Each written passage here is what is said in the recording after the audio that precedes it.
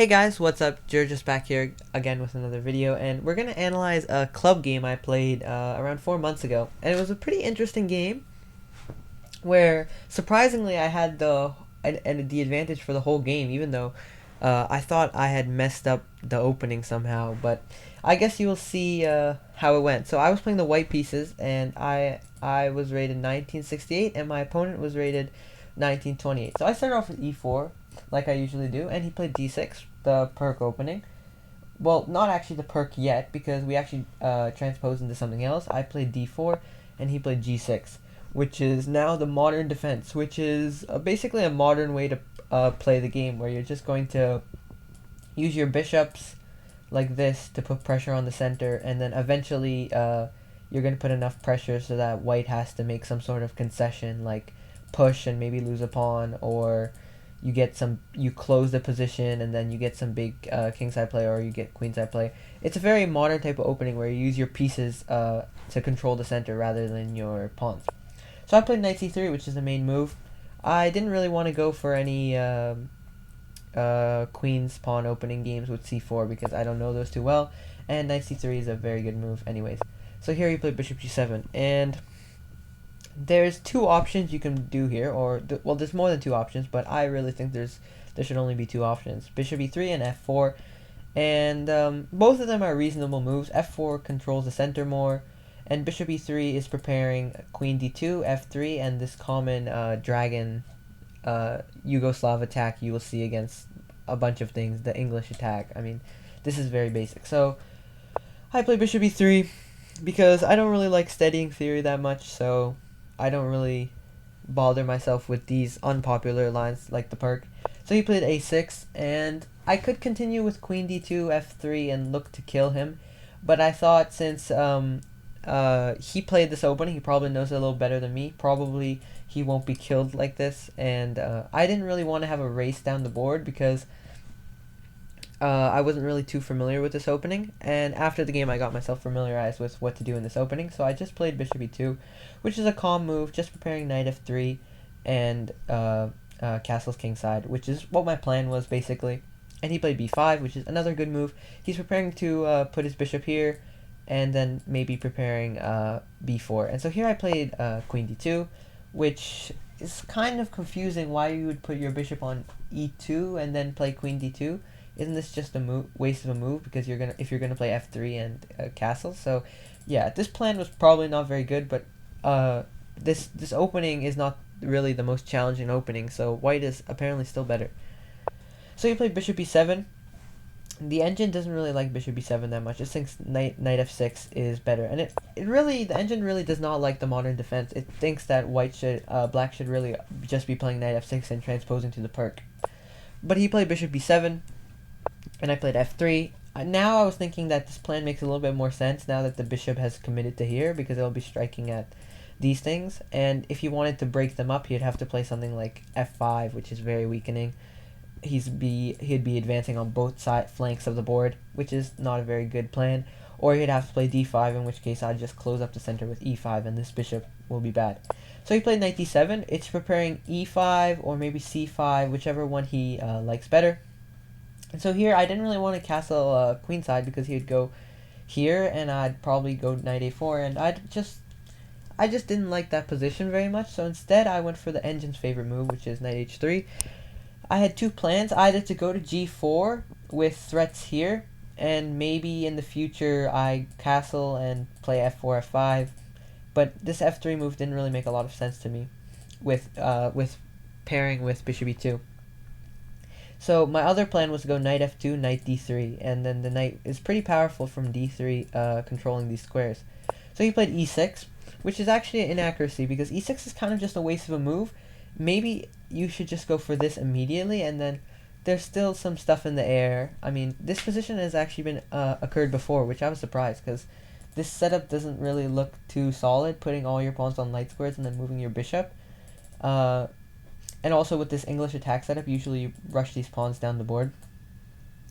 But instead he played e6, which is a small inaccuracy, but I think it really showed in the game like why this is just a big waste of a move, because it really does not do a lot of stuff. So I castle, right, because I need to get my king to safety and activate my rooks. And here he strike with c5. But now c5 is actually an accuracy. Instead, he should play knight e7 and continue with his hippopotamus setup. Yeah, after knight e7, he actually has the full hippopotamus setup, except his pawns are not back here. So he's in exchange for not getting the hippopotamus setup, he has a little bit more space on the queen side. This position is obviously good for white because all positions in the hippopotamus are good for white. But I don't think I would play like this against hippopotamus setup. I'd probably push f4. So maybe this is what he should have gone for instead. These positions are definitely still in the air, but he played c5 instead, which allows me to push d5. And according to the engine, at least, the engine says that after e takes, knight takes d4, bishop takes b2, and something like rook a d1, that white is very much better. And I don't really see this so much. I don't know if I would really like play this way, something like this, but I think the way I went for it, which is dx c4, offers a lot more chances. And so here, knight x c4 is just a mistake due to rook a d1, and it's very hard to defend this pawn. So he took with the c pawn, and that's what I thought in the game was the only option. And I played rook a d8, d1. And here, I thought that I had messed up my advantage a lot. I saw my bishop, it's terrible. My knight is not very good. This knight is decent, and this bishop is pretty good. So I thought that this bishop is really good, and this bishop is pretty okay. This knight is pretty good, controlling these squares, and this knight is hopping to e7, where it can go to c6, where it becomes pretty good. And his plan is like rook c7, queen b6, something like that. And I thought this is really, just really pleasant for black, and I thought I'd messed up the opening here, but apparently I'm still better, which was surprising. And here he played queen c7. And I'm sure you see the valuation bar on the right. And here I have a very simple tactic, but during the game I really overlooked it. I did consider the move for a long time, but I missed one part of it. So see if you can calculate the move. So the move here for white is bishop takes b5. And the reason I didn't play this was not because I didn't see it. I actually had calculated this for a long time. So after a takes, knight takes, and here I thought he would play queen c6 and knight d6, and I thought here king e7 would be played. But during the game, after king e7, I was like, I'm down a piece and I don't have any obvious compensation. I calculated knight g4, and I was like, I don't know about this. I was thinking maybe knight h6, that's what I was thinking of. And then some stuff happens. But what I completely missed during the game, I did not see knight e6, but what I completely missed in my calculation was after takes, queen c6 and knight d6, king e7. Here white has very simple winning move. Knight takes here. He can't take because then I would take here, and I would be up 3 pawns. If he doesn't take this, then like if he plays knight e7, then I go here. If he goes king f6, I'm sure he's getting mated, right? Yeah, king f6 is mate in 5. I don't think I need to discuss that. King e8 would result in here, king f7. At worst, I can force a draw here if I'm really scared. But apparently, I'm just winning after something like knight e6 and queen h3 is winning. And this should be a winning position after this. But I did not really see that in the game. I did not see this knight takes f7 move. I only saw this, and after knight h6, I think it would be really hard for me to find a move like this. I don't really see any. Oh yeah, you just win this thing here. Oh no, you don't. You go bishop g5, he moves his king here, and then you take here. Ah, and you win your piece back with few pawns. So that would have been hard for me to see. So instead, after queen c7, I played a more natural move, I feel, bishop f4. The bishop, at the moment, was preventing this bishop from coming to d4, but But what I wanted to do is I wanted to really block that bishop. If he moves his queen back, let's say he goes with his queen back. My plan was to play.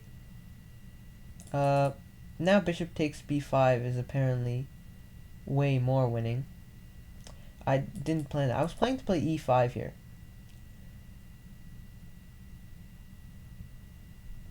Wait. Did I mess this position up? Does white have compensation here?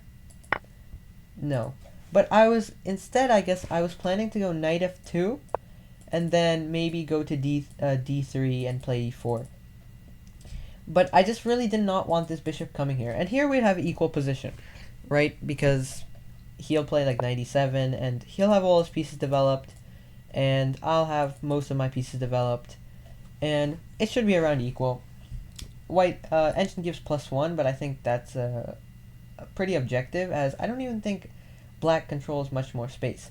So here he played bishop e5 though, and bishop e5 is just a blunder. I just wanted to see what the engine thinks on knight e7. Yeah, now, okay, now my thinking was right. Yeah, on knight c7, on knight e5, I was thinking this actually works even more. After, after he moves his queen to, like, he can't really move to d8, because then I'll give a check here, right? Queen d8, queen c3. Ah, okay, yes, there's a pin there. So he'd go queen b6, knight d6, king e7. I actually hadn't calculated this all the way through, but I remember that if he moved with his knight to block there, I was planning to take here, and I thought, wow, that would be really nice. But instead he made it easy for me and played bishop e5. So I challenge you to find the move for white here that just goes into a winning endgame. So one of the things you may notice here, and a common tactic in chess, is that when one of your pieces is attacked, if you attack one of your opponent's piece, an opponent's larger piece, then they'll have to deal with that because they can't just take your attacked piece, right? So here I played queen x d7, which removes the defender of the bishop, and the bishop is, if you can see it, it's pinned also. So I took here, and he took back, and I took with the rook. And notice here, his bishop's being attacked, and my bishop's also being attacked, but my rook is also being attacked. But I'm up a piece. So if he were to take my rook, I would take his bishop, and he would play f6, and this is actually better than what happened in the game. But here I have two pieces for rook. This should be winning for white. But instead, after rook takes d7, he played bishop d4, which I think is a worse move than king takes d7. I took it, because again, now I have two pieces for the exchange. And just to explain, this is not winning anymore because he'll take here. And I thought about this, and this is actually still +2, but I didn't really see anything clear here. I mean, wait, does this just win?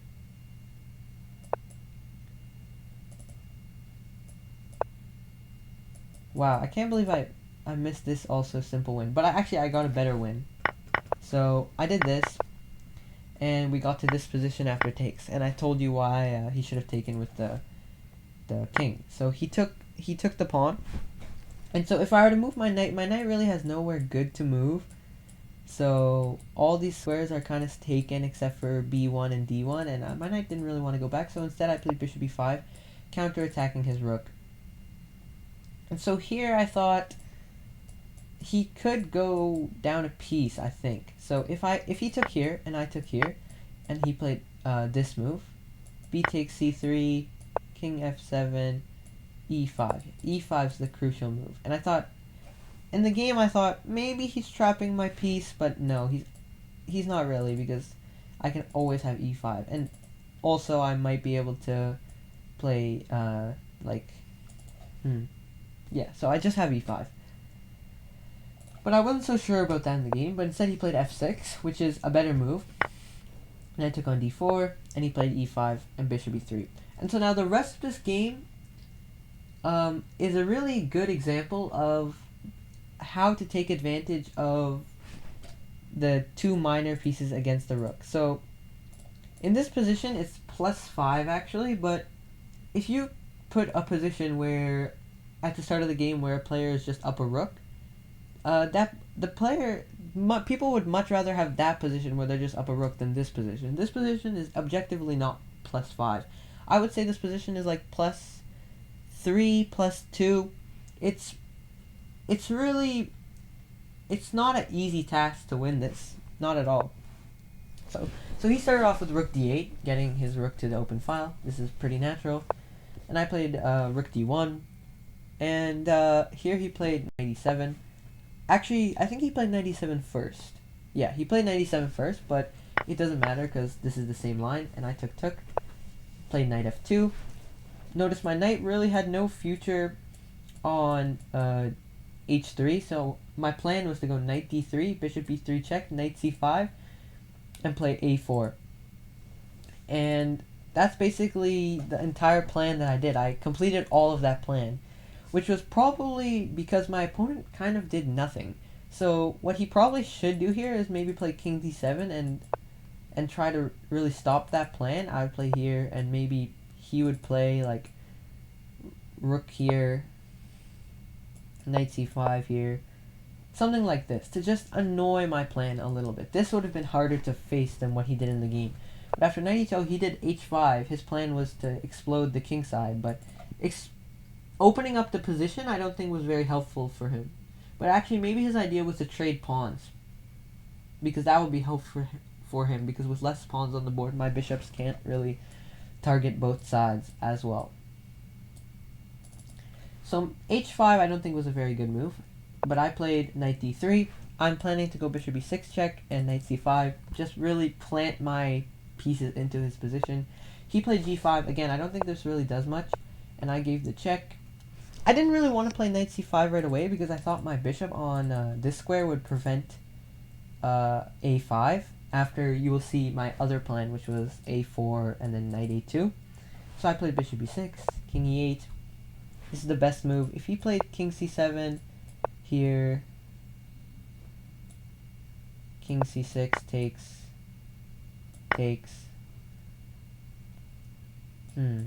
I guess I get this f5 square. Yeah, but this was a harder defense, I guess. He played king e8, and I played knight c5. Jumping into the square I wanted to get into. This knight now turns into a monster knight with this very nice outpost, and I'm going to win these queenside pawns after a4 and takes here. So he played bishop c8. Now the bishop is completely locked down. The bishop cannot move anywhere, or else he'll be taken.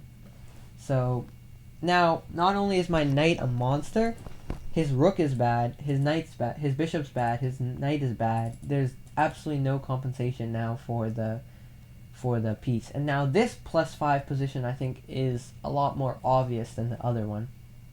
So here I played a4, and if he takes here, I would just take here. And yes, I get rid of this bad bishop, but I'm going to also win this pawn, and this is a really easily winning endgame. He would maybe do something like this, and I would take here. And yeah, this is just pretty easily winning. Two connected passed pawns up, and all my pieces are on the queen side. King can easily come over here. Yeah, there shouldn't be much to talk about there. But instead he played b4. I played knight a2, f5. He's trying to do something. Anything he can do will help him. I played knight x b4. It was a free pawn. The reason why I played bishop b6 earlier was to prevent a5 here. So knight x b4. He played rook h6. And in these positions, I have a tendency to blunder. So I took a lot of time here, even though I probably shouldn't have. I probably should have just played instantly and then got the game over quickly. But I had a lot of time, and I was in a winning position before, and I blundered it away. And so I know that I get too quick in these positions. So whenever you think you're like completely winning, you just need to take a breath and know that you haven't won yet. I have blundered so many games where I just thought, I don't need to think anymore, I'm completely winning. But you still need to think till the very end. So I played a5, which just protects my bishop. And this position is already +8. So there's not much to say after here. He played rook d6, maybe intending to go here, but really this is nothing. But you should probably not listen to the engine in completely winning positions like these, because your goal should be just to stop as much counterplay as possible, because if I stop all counterplay, I'm just going to win this pawn and then push these guys up the board. So there's not much to be said. So I played bishop d3, just stopping him from doing anything. He can't do anything here. When your opponent can't do anything, you know you have a good position. He played f4, closing the position down. I took the free pawn. He played g4. I played knight c7. And notice, I don't think he can play king d7 here. Yeah, because bishop b5, knight c6, and I was thinking knight d5 here. Okay, well, all these pieces are now monsters from where they were earlier. They were here, and they've went from here, here, here, here. I mean, actually that was wrong. Here, here, here, and here. Like, those pieces just came alive. So instead he went for king f8, but this loses for other reasons. Bishop c5, now there's a pin here, I'm threatening to play knight d5, and he cannot go here or here. So he played rook d7, and I played knight b to d5, and here he resigned. Because there's really nothing he can do. He can go for, let's say he goes for a useless move like king g7, well then I win a free piece, so actually I would win a free piece this way, because if I take the other way he can take my knight. Or if he plays king f7, then I take here, and he's forced to take here. Oh, no, I take with the bishop first, and then he's forced to take here, and I'm up a piece and 3 pawns. There's enough said. So, really, where did my opponent go wrong? So, my opponent, I think, went wrong. I think his first major mistake was this e6 move. This is just not a very good move. It's not a very... Oops, sorry. It's not really a very testing move, and I think more critical would have been c5 right away. This e6 seems to be a waste of a move. And then the second mistake was, not mistake, but minor inaccuracy, was c5, but I don't think this is so much of an inaccuracy. I just think that knight e7 would have provided a nicer position for him, but I think I still would have probably gotten a good game out of this one. So c5 is, again, a little bit early. He took, and I played rook 81. And yeah, queen c7 is just a blunder because of bishop takes b5. And in case any of you are thinking, no, he doesn't have knight takes c3, because after I have queen takes c3, which also attacks his rook. So I played bishop f4, which is one of my only mistakes this game. Bishop f4, bishop e5. And then the rest of the game, I think I played pretty much perfectly. Almost perfectly. So a very nice game for me. I took advantage of all his mistakes, and I didn't really make many mistakes of my own. Other than queen c7, I had this. That was probably my only mistake, but I was still winning after bishop f4. And yeah, he made this tactical blunder, bishop e5. And another thing to note is, when you put all your pawns like e6 and g6, it's a really good idea to keep around this dark squared bishop, because if we trade these bishops off, like let's say we get this position, just for hypothetical sake, then my queen can kind of, if his knight ever moves, my queen will be able to jump into a6, the knight will jump into h6, the knight can maneuver here and go to f4 and maybe jump into these squares. There's a really lot of drift around these dark squares now, which were previously covered by the bishop. And if you also see, there's a lot of dark square weaknesses around my king, which are less easy now for him to target, and he just got rid of one of his best pieces. So this would not really be pleasant. So even though that was a tactical blunder, it was also just a positional mistake. And after this, I feel like there's not really much to be said. He tried to do something, trade pawns, but this position is already really pleasant for me. So thank you guys for watching. Please make sure to like and subscribe, and goodbye.